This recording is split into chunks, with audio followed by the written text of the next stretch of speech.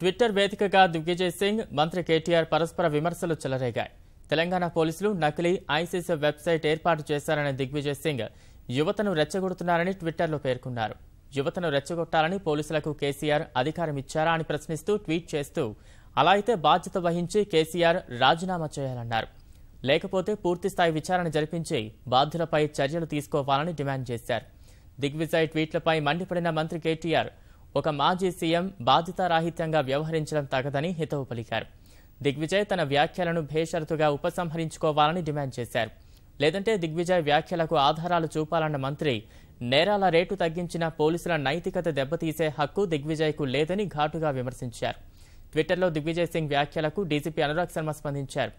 బాధ్యత గల సీనియర్ నాయకుడు నిరాధార ఆరోపణలు చేయడం తగదన్నారు. ఇలాంటి వ్యాఖ్యలు జాతి వ్యతిరేక శక్తులతో పోరాడుతున్న పోలీసుల నైతికత దెబ్బతినేలా ఉంటుందని డీజీపీ వ్యాఖ్యానించారు.